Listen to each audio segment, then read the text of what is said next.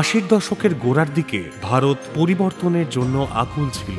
মধ্যবিত্ত পরিবারগুলির কাছে সাশ্রয়ী মূল্যের গাড়ির কোনো সুযোগ ছিল না, সাধারণ মানুষের জন্য একটি ছোট দক্ষ যানবাহন।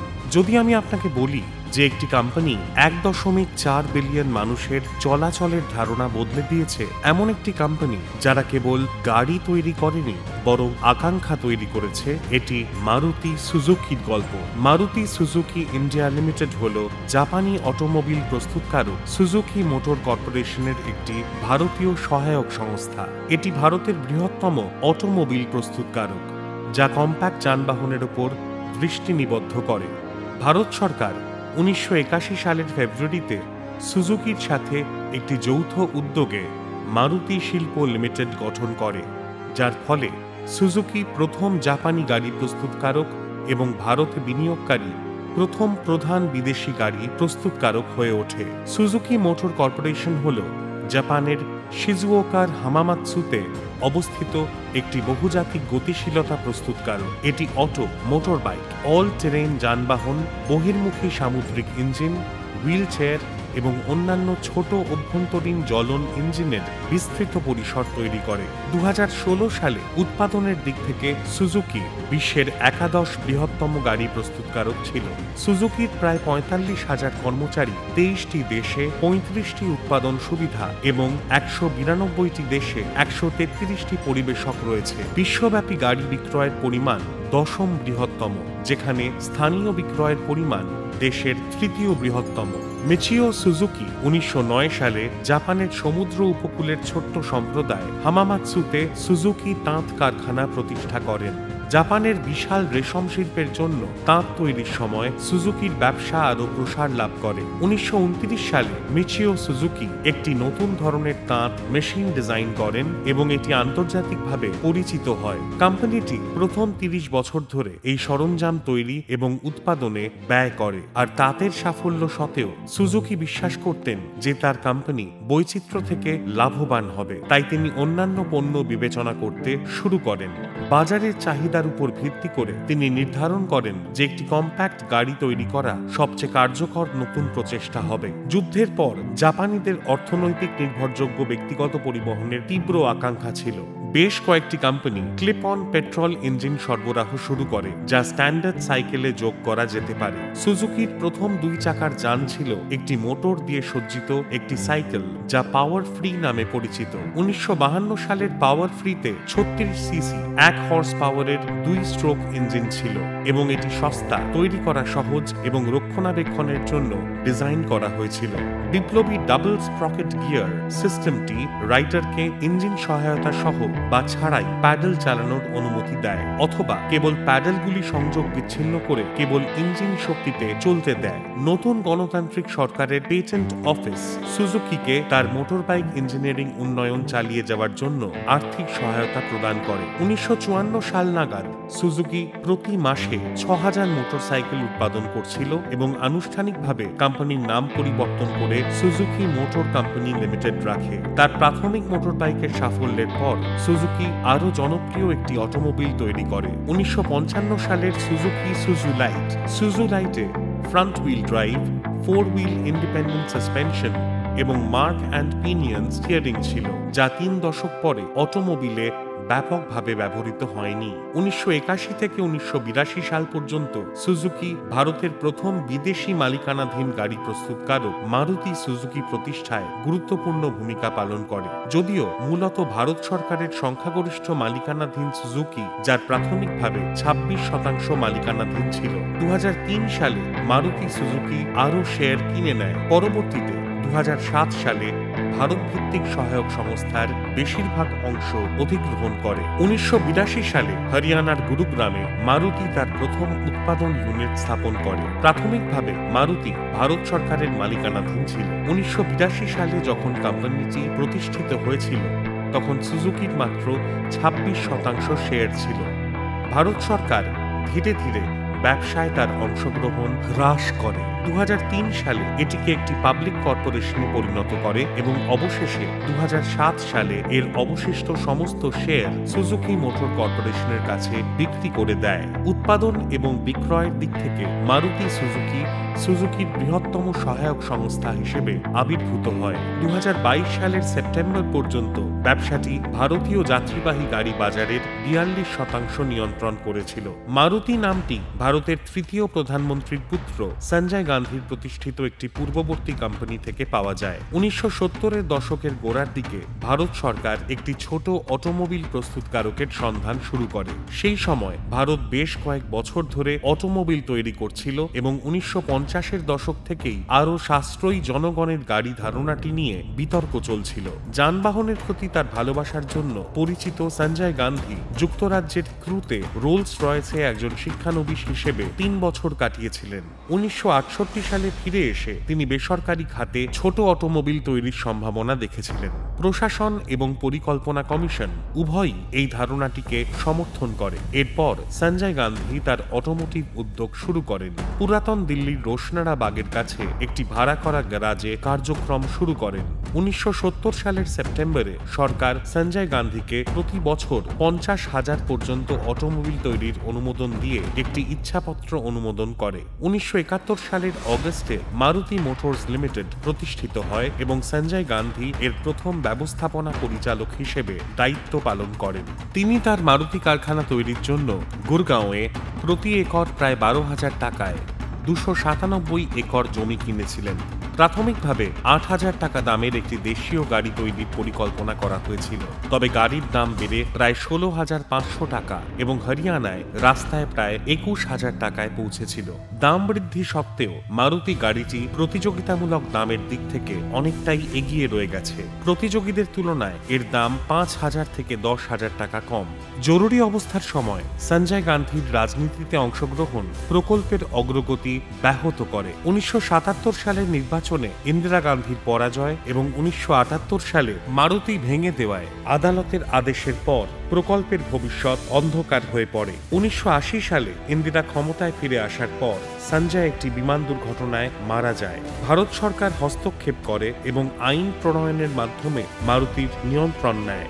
সঞ্জয়ের মৃত্যুর পর তার মা ইন্দিরা অরুণ নেহরুকে তার ছেলের ভারতের সস্তা গাড়ি তৈরির ধারণা পুনরুজ্জীবিত করার সম্ভাবনা মূল্যায়ন করার দায়িত্ব দেন। নেহরু প্রকল্পের প্রতিশ্রুতি স্বীকার করেছিলেন, কিন্তু একজন অভিজ্ঞ নির্মাতার কাছ থেকে দক্ষতার প্রয়োজনীয়তার উপর জোর দিয়েছিলেন। ফলস্বরূপ বিশ্বব্যাপী নির্মাতাদের সাথে সম্ভাব্য সহযোগিতা তদন্তের জন্য একটি দল গঠন করা হয়েছিল। ভারত সরকার 1982 সালের এপ্রিল মাসে সুজুকির সাথে আলোচনা শুরু করে। কয়েক মাস পরিকল্পনার পর জাপানের সুজুকি এবং মারুতি শিল্প লিমিটেড 1982 সালের অক্টোবরে একটি লাইসেন্স এবং যৌথ উদ্যোগ চুক্তি স্বাক্ষর করে। সীমিত সম্পদ এবং অনুভূত ঝুঁকির কারণে সুজুকি প্রাথমিকভাবে যৌথ উদ্যোগে একটি সামান্য 26% শেয়ার কিনেছিল, যদিও ভারত সরকার সুজুকির 40% বিদেশি ইকুইটি অংশ রাখার ইচ্ছা প্রকাশ করেছিল। উভয় পক্ষই একমত হয়েছিল যে 5 বছর পর সুজুকি তার বিনিয়োগ 40% উন্নত করবে। উভয় উদ্যোগ অংশীদার ব্যবস্থাপনা পরিচালক পদের জন্য প্রার্থীদের মনোনীত করতেও সম্মত হয়েছিল। প্রতিটি ব্যবস্থাপনা পরিচালক 5 বছরের মেয়াদে দায়িত্ব পালন করবেন। এরপর 1999 সালে সুজুকি তার শেয়ার হোল্ডিং 50% উন্নীত করে এবং 2013 সালে 56.21% উন্নীত হয়। 1983 সালের ডিসেম্বরে স্থানীয় উৎপাদন শুরু হয়। SS30, SS40, সুজুকি ফ্রন্টে অল্টো ভিত্তিক মারুতি 800 বাজারে আসার মাধ্যমে মারুতি ভ্যানটি 1984 সালে আত্মপ্রকাশ করে, যা 800-এর মতো একই 3 সিলিন্ডার ইঞ্জিন দ্বারা চালিত ছিল। মারুতি তার গুরগাঁও প্লান্টে প্রথম বছরে 20,000 এবং দ্বিতীয় বছরে 40,000 গাড়ি উৎপাদনের পরিকল্পনা করেছিল, তবে মারুতির প্রাথমিক সাফল্য সুজুকির প্রত্যাশা ছাড়িয়ে যায়। সুজুকি অবাক হয়ে যায় যে কোম্পানিটি তার প্রথম বছরে 1,20,000 বুকিং পেয়েছে।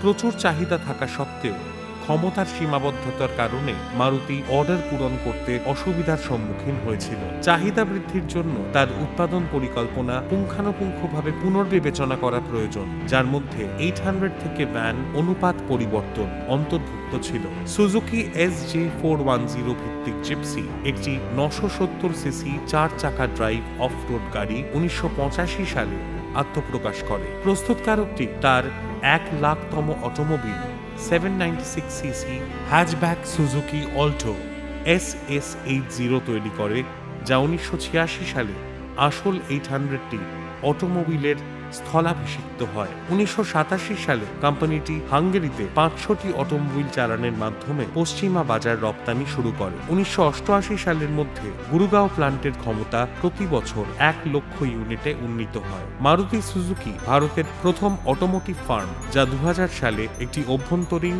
এবং গ্রাহক সেবা কল সেন্টার প্রতিষ্ঠা করে। নতুন অল্টো মডেলটি প্রকাশিত হয়েছে। ব্যবহৃত গাড়ি বিক্রি এবং কেনার জন্য একটি প্ল্যাটফর্ম হিসেবে 2001 সালে মারুতি ট্রু ভ্যালু প্রতিষ্ঠা করে। একই বছরের অক্টোবরে মারুতি ভার্সা চালু করা হয়েছিল। এস্টিম ডিজেল প্রথম 2002 সালে মুক্তি পায়। দুটি নতুন সত্তা প্রতিষ্ঠিত হয়, মারুতি ইন্স্যুরেন্স ডিস্ট্রিবিউটর সার্ভিসেস এবং Maruti insurance brokers limited. Suzuki motor কর্পোরেশনে মারুতিতে তার শেয়ারের পরিমাণ 54.2% উন্নীত করেছে। ব্যবসাটি 2021 সালের দ্বিতীয়ার্ধে তাদের প্রথম বৈদ্যুতিক গাড়ি মারুতি সুজুকি ওয়াগনার ইলেকট্রিক বাজারে আনার পরিকল্পনা করেছিল, কিন্তু এই ধারণাটি বাতিল করে দিতে হয়। ব্যবসাটি বর্তমানে 2025 সালে ভিটারা মিলানে উন্মোচিত এবং 2023 সালে উপস্থাপিত EVX ধারণার উপর ভিত্তি করে উৎপাদনের পরিকল্পনা করছে, কিন্তু যাত্রাটি মসৃণ ছিল বলে মনে হয় না। 2000-এর দশকে মারুতি বড় ধরনের শ্রমিক অস্থিরতার মুখোমুখি হয়েছিল। সবচেয়ে কুখ্যাত 2012 সালে মানেসার প্ল্যান্টে দাঙ্গা। এটি ঠিকাদার কর্মীদের নিয়ে মতবিরোধের মাধ্যমে শুরু হয়েছিল এবং ভারতীয় কর্পোরেট ইতিহাসের সবচেয়ে সহিংস পর্বগুলির মধ্যে একটিতে পরিণত হয়েছিল। একজন সিনিয়র HR ম্যানেজারকে হত্যা করা হয়েছিল। প্ল্যান্টটি কয়েক সপ্তাহের জন্য বন্ধ ছিল। কয়েকজন মানুষকে গ্রেপ্তার করা হয়েছিল। এটি মারুতিকে তার মূল অংশে নাড়া দিয়েছিল এবং এটিকে তার HR অনুশীলন এবং অভ্যন্তরীণ সংস্কৃতি পুনর্গঠন করতে বাধ্য করেছিল। এটি একটি অন্ধকার অধ্যায় ছিল যা মূলধারার গল্পে খুব কমই আলোচিত হয়েছিল। মারুতির প্রভাব সম্পর্কে আরও একটি গোপন রহস্য রয়েছে যা কেবল গাড়ির বাইরেও বিস্তৃত। 90 এবং 2000-এর দশকের গোড়ার দিকে মারুতি ভারতের প্রথম প্রজন্মে দক্ষ অটো ইঞ্জিনিয়ার এবং মেকানিক্স তৈরির জন্য দায়ী ছিল। তাদের মারুতি ড্রাইভিং স্কুল এবং পরিষেবা প্রশিক্ষণ কর্মসূচির মাধ্যমে তারা নীরবে দক্ষ প্রযুক্তিবিদদের একটি দেশব্যাপী বাস্তুতন্ত্রের ভিত্তি স্থাপন করেছিল। মারুতি সুজুকি এক সময় এমন একটি গাড়ি তৈরি করেছিল যা আক্ষরিক অর্থেই ভেঙে ফেলা এবং যন্ত্রাংশে বহন করা যেত। সশস্ত্র বাহিনীর মধ্যে কিংবদন্তি মারুতি জিপসি জরুরি অভিযানে বিমান থেকে নামানো যেত। এটি তার কঠোর সরলতার কারণে সেনাবাহিনীর প্রিয় হয়ে ওঠে এবং আজও অনেক সামরিক অভিযান এখনও এই পুরনো যুদ্ধ ঘোড়ার উপর নির্ভর করে। যদিও 2019 সালে বেসামরিক উৎপাদন বন্ধ হয়ে গেছে, তাই আপনি যদি আজ হুন্ডাই বা টাটা গাড়ি চালান তবে সম্ভবত এটির পরিষেবা প্রদানকারী ব্যক্তি মারুতির দ্বারা প্রবর্তিত একটি সিস্টেমে প্রশিক্ষিত ছিলেন।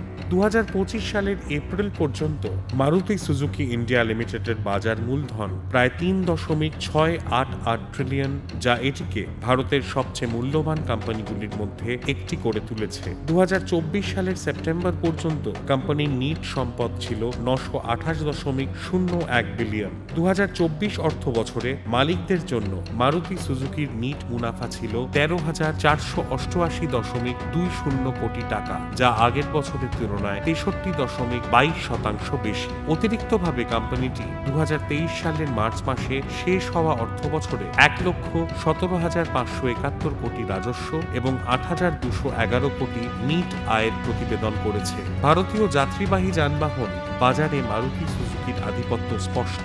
বাজারের অংশীদারিত্ব 50% ছাড়িয়ে গেছে এবং 2024 অর্থ বছরে দেশীয়ভাবে প্রায় 2 মিলিয়ন যানবাহন বিক্রি হয়েছে। পুরনো দিল্লির সরু গলি থেকে শুরু করে পশ্চিমঘাটের আঁকাবাঁকা রাস্তা পর্যন্ত মারুতি 800-তে প্রথম রোড ট্রিপ করা পরিবার থেকে শুরু করে কলেজ পড়ুয়া ছেলে পর্যন্ত প্রতিটি যুগে, প্রতিটি মাইল ফলকে, প্রতিটি প্রজন্মে একটি নাম প্রতিধ্বনিত হয়। মারুতি সুজুকি। সদ্য স্বাধীন ভারতের অস্থির আশা থেকে শুরু করে একটি ডিজিটাল জাতির অবিরাম স্পন্দন পর্যন্ত মারুতি আমাদের সাথে এগিয়েছে। কখনো নেতৃত্ব দিচ্ছে, কখনো মানিয়ে নিচ্ছে, কিন্তু কখনো স্থির থাকেনি। এটি শিরোনাম থেকে নয়, রিয়ার ভিউ মিরর থেকে বিপ্লব প্রত্যক্ষ করেছে। এবং এখন যখন সামনের রাস্তা বৈদ্যুতিক স্বপ্ন এবং স্বায়ত্তশাসিত উচ্চাকাঙ্ক্ষার দিকে মোড় নিচ্ছে, মারুতি আবারও পরিবর্তনের বাঁক ধরে দাঁড়িয়ে আছে।